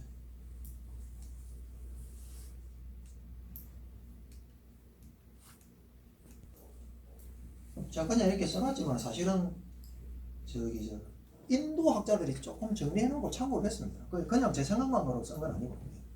인도 사람들이 이제 어쩌고 유명한 사람인데 어느 정도 저렇게 정리를 해놨더라고요. 자, 요약을 하면 이렇습니다. 지금까지 전 과정을 요약하면 결국은 우리나라 환경에서는 물과 양분 탓인데 어떻게 가도 물과 양분 탓입니다. 뭐 꽃도 마찬가지고 뭐 다 마찬가지죠. 조절하는 방법 결국은 수분, 질소, 양분의 대표죠. 질소, 양분. 혹시 이런 부분 있죠. 질소가 너무 많아서 많이 자란다니까 톱밥, 왕개 같은 경우를 대량으로 넣으시는 분 계십니다. 통기성적인 측면에서는 찬성합니다. 오랫동안 발효가 늦으면서 오랫동안 이제 공기를 잘 유지를 시켜주니까요. 공급을 잘 유지시켜주니까. 그런데 나중에 한번 생각해봐야 될 게 처음에 이제 그런 높은 CN이죠. C가 굉장히 많은 걸 집어넣으면은 이게 분해가 되려면은 보통 CNB가 한 20에서 30 정도까지 가야 되거든요. 근데 이제 톱밥 같은 경우에는 뭐 수백 단위까지 올라가죠.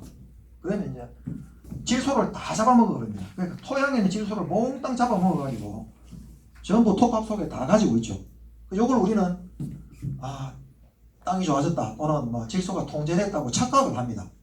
근데 요게 세월이 지나서 시간은 좀 다르겠지만 세월이 지나서 그놈이 분해가 되기 시작할 때는 먹었던 거 다 내놓습니다. 그래서 요거는 하나 조심하셔야 돼요. 이거 방지하려면은 가속적으로 또 더 넣으면 될 수는 있겠죠. 해마다 계속 넣어가지고 이런 상태가 안 돼도 끝없이 갈 수는 있겠지만은 조금 한계는 있겠죠. 왕개도 뭐 그건 왕개는 건장을 많이 하는데 그런 역할을 저렇게 심하게 합니까? 그렇죠. 예, 결국은 분해되려면은 탄진비가 맞아야 되거든요, 재료에. 그럼 거꾸로 이야기하면은 왕개가 원래 탄소가 많고 질소가 적은 하지만 이게 분해가 되려면은 결국은 질소를 많이 그 토양에서 흡수를 해야 되고, 그게 분해가 다 되고 나면은 이산화탄소 다 날아가고 나면은 남는 거 질소니까 도로 내놓죠. 그런데 집 같은 거 넣는 건 어떻습니까? 집스를. 집은 이제 상대적으로 이제 조금 낮긴 하지만은 상대적으로 질소 기압을 덜 일으키겠죠. 만약에 질소를 넣으면은 이렇게 되겠죠. 약간 낮게. 예, 이게 이제 처음에 이제 넣으면은 떨어지지만은 다는 안 떨어지고 적당히 떨어지다가 상대적으로 빨리 이렇게 가겠죠. 그죠? 톱밥 같은 경우는 만약에 뭐 이게 만약에 왕기라 그러면 톱밥 같은 경우는 넣었다가 한참 있다가 세월이 한참 지나서 대량으로 이렇게 방출하고. 그래서 그것만 조심하시면 됩니다. 이거 외국인들 참 이런 거 잘 해놓습니다. 이게 그래프 같은 거 예쁘게 그려가지고 이해되기 쉽게 잘 해놓습니다. 우리는 저런 설명이 잘 없죠. 우리 교육받을 보통 가면. 제 자료에 보면 저런 자료 전부 다 그려가지고 예쁘게 다 만들어놨습니다. 너무나 잘 만들어놔가지고 감탄스러울 정도로 잘 만들어놨습니다. 발효 기간이 오래 간다는 데 문제가 있네요. 그렇죠. 오래 가는데 시간 지나면 다 내놓는다는 거죠. 그런 거는 이제 조금 조심을 하셔야 되죠.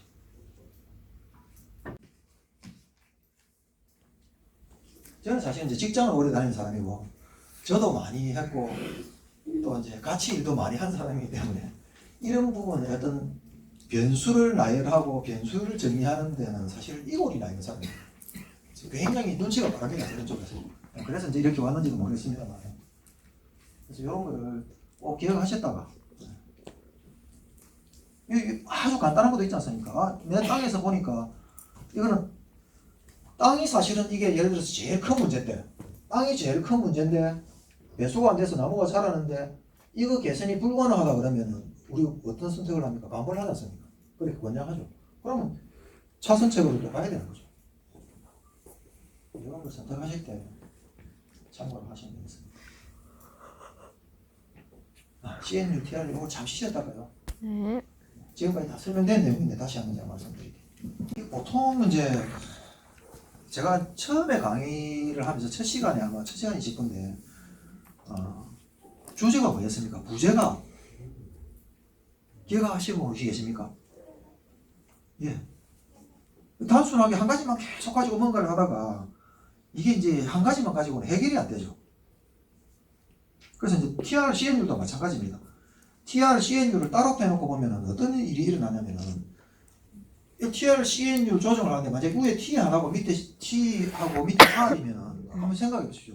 R 키우려면 T 커야 되고 T 키우려면 R 커야 되고 조절이 안 되지 않습니까? 그럼 TR, CN을 조절할 수 있는 방법이 자, 이거 설명을 아까 다 했죠, 그죠? 자, 뭐 이걸 총량으로 이걸 그냥 조절하죠. 이걸 늘렸습니다. 그러면은 지상부 크기 커질 거고 이제 지금까지 우리가 본 개념에 의하면은 커지면은 뭐 탄소 저장은 상대적으로 줄어들고 계속 큰 상태로 줄어들고 이 양이 많으면은 뿌리 능력 줄어들고 자 계산해 보면은 크기가 커지면은 농도가 줄어들고 뿌리 이거 양을 다 늘리면은 뿌리 능력 줄어들고 개념적으로 맞죠, 그죠? 수학적인 개념으로 그죠? 그래서 유목기 때 제가 방향 전환을 할 때 3년차쯤 돼가지고 이게 막 고속으로 집주하다가 이게 나무를 TR, CNU를 조정하면서 좀 안정된 방향으로 이렇게 돌려야 되는데 고속 집주만 하고 있죠.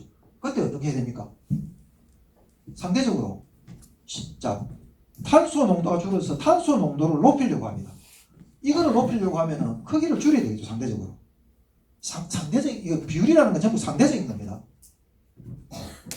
이거를 줄이는 거는 T를 줄인다는 개념은 뭐가 어떤 걸 조절해야 되죠?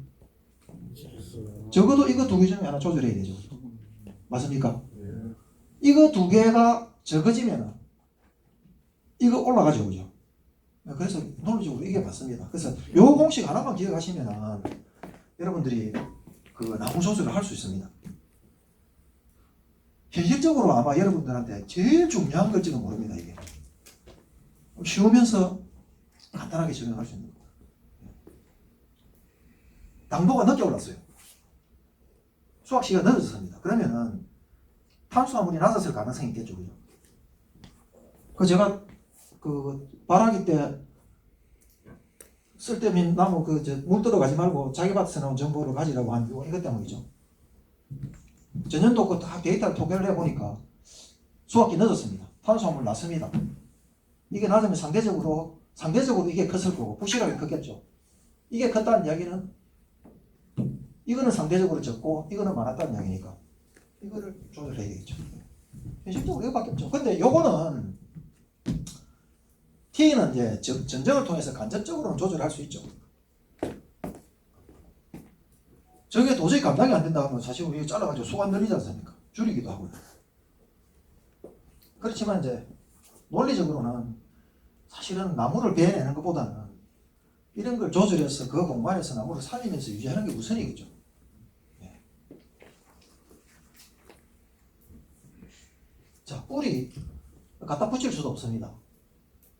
크기는 조절되지만 탄소 농도 아까 뭐 설탕 주사 놓는다고 이야기를 간단하게 했는데 이니까 전혀 얻는 이야기는 아닌데 나무마다 저거 모자란다고 과일 당도 높이 해서 전부 주머니 하나 달아놓고 주사 놓을 수는 없지 않습니까? 그렇게 할 수는 없거든요. 그래서 최소한의 조절에 이 크기는 조절할 수 있지만 기본적으로 요거까지 조절하시고 요거는 간접적으로밖에 머릿속에서 계산해야 되는 거죠.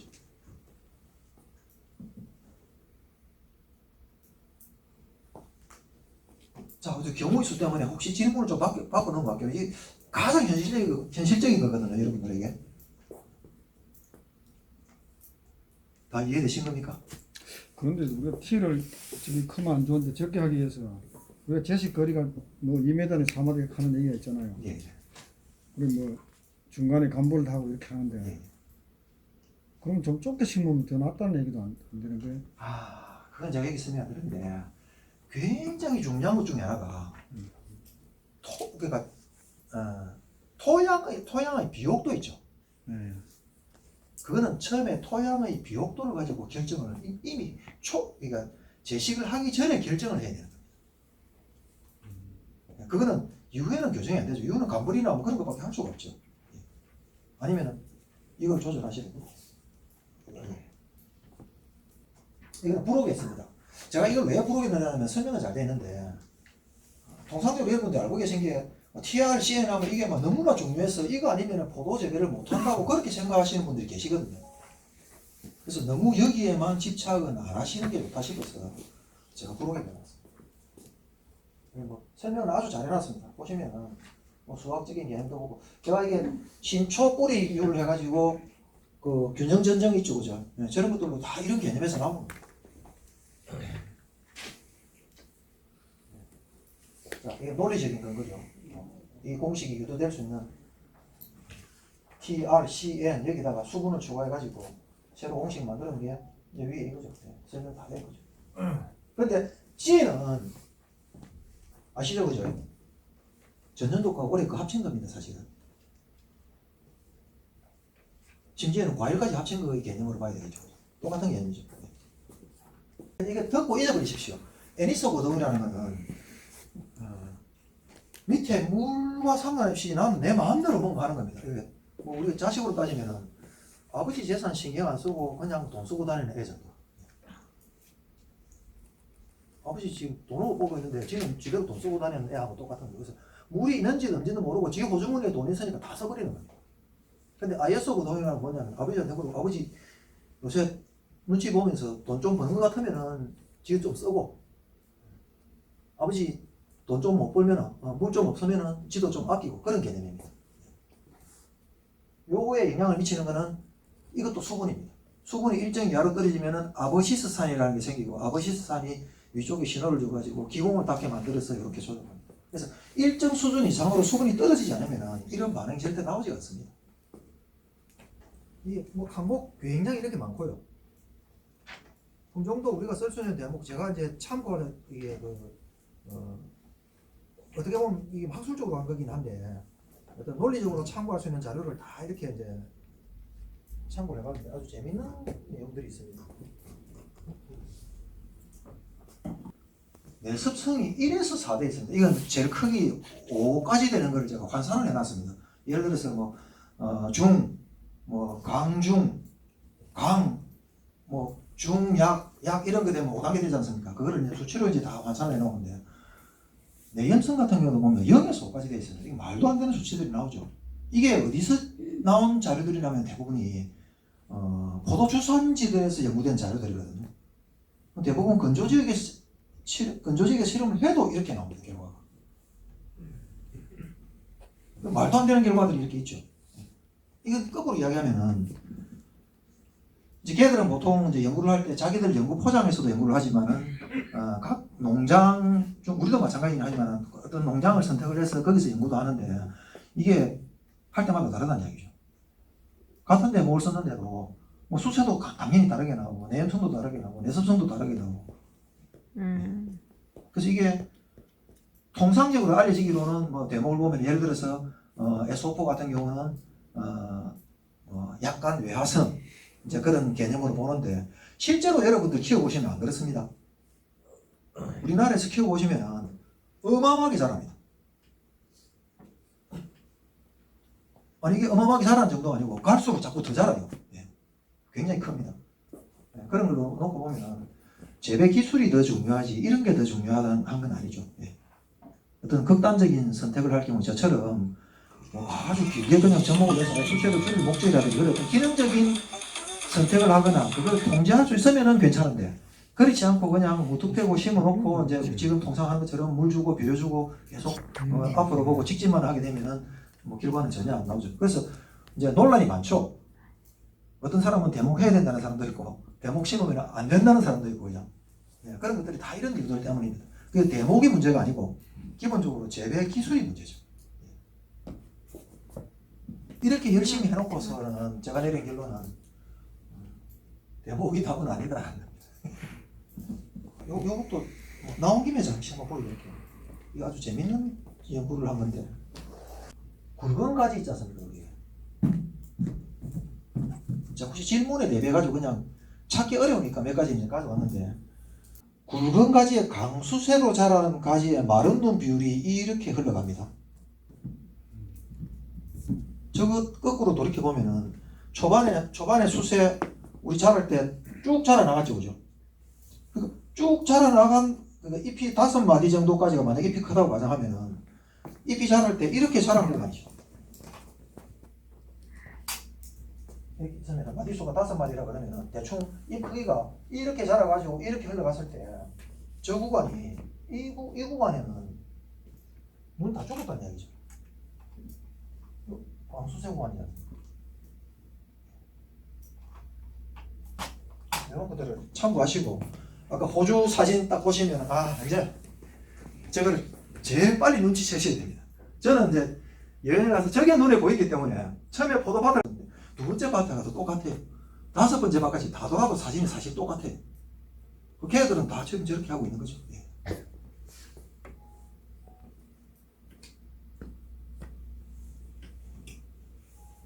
자, 질문 있으면 제가 받겠습니다.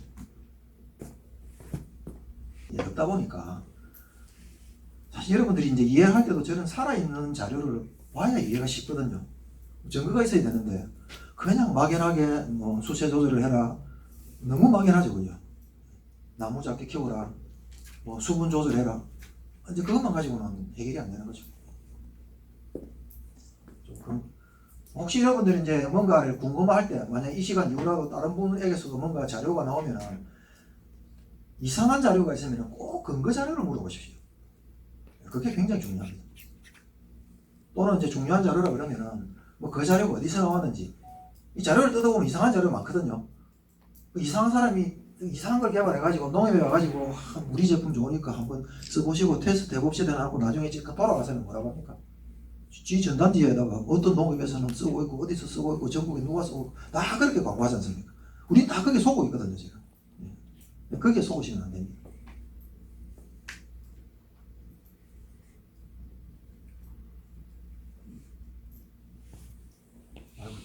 생각보다 속도가 빨라가지고 시간이 좀 남습니다. 질문을 궁금하신 거 있으면 질문을 충분히 해주십시오. 제가 충분히 대답을 해드리겠습니다. 제가 알고 있는 범위에서는 다 해드리겠습니다.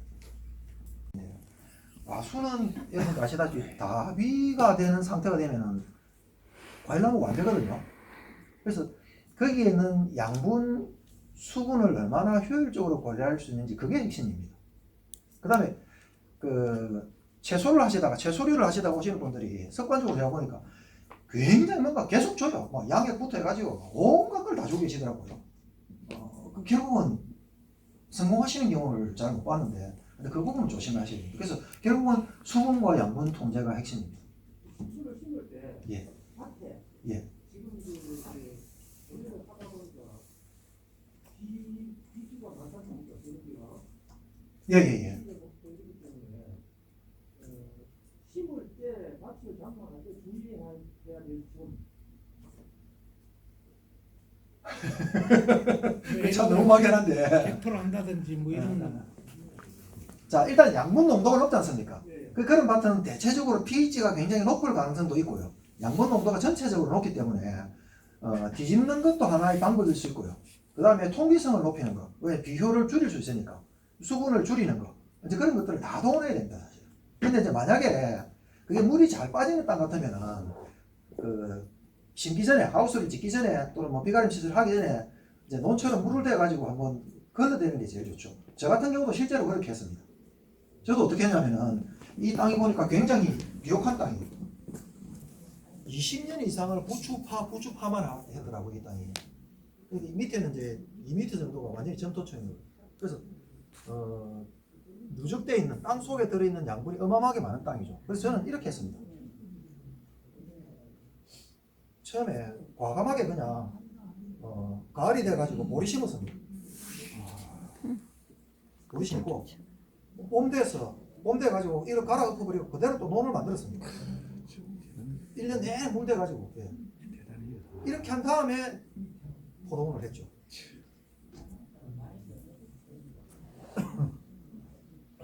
뭐 묘목은 중간에 만들고 있는 사이에 이제 이렇게 이제 뭐 근데 비료를 안 주는데도 나락이 벼가 쓰러져 버릴 정도 이 정도로 비옥도가 높더라고요. 그래서 이런 땅 같으면 만드는 것도 현실적으로 저런 선택도 괜찮습니다. 대단해. 저 정말로 그 원예자 가신 땅들이 비옥도가 높거든요. 상상을 초월할 정도로 높기 때문에 아마 그냥 양껏 키우면 1년에 한 20m는 키울 수 있을 겁니다. 그 정도로 크거든. 아시죠, 그죠? 야, 저런 소장 못하겠다.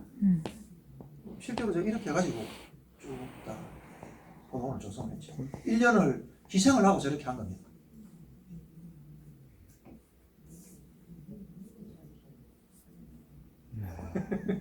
지금 계획이 있어요. 제가 수학을 하려고 한 것도 아니고요. 참. 그냥 직파를 했습니다. 어차피 다음 해에 갈아서 하우스 지을 거기 때문에 풀이 나든 상관없이 잔뜩 배를 뿌렸는데 어마어마하게 자라더라고요. 그럼 나는 많이 낫겠는데. 못 먹었습니다. 다 썰어져 버리니까. 너무 비옥도가 높으니까 다 썰어져 버리니까. 예. 너무 달아가지고 그렇지. 너무 좋은데. 예, 다른 질문 계시면은 이걸 측정을 하니까 제가 이제 왜 이렇게 했냐면은 천년도에 이제 원예작을 많이 하다 보니까 요거는 이제 그 전년도에 인이 918 나왔습니다. 요 보이시죠, 그죠? 이게 너무 많아가지고 보리 심고 배 심고 하니까 이렇게 떨어지더라고요. 그래서 뭐 질소분도 빼내지만은 기본적으로 이제 어느 정도 저렇게 조정을 해서 들어갔죠. 이게 이 정도 되면은 인이 이 정도 되면은 뭐 여러분들 다 아시다시피 특히 마이너스 이온은 그냥 막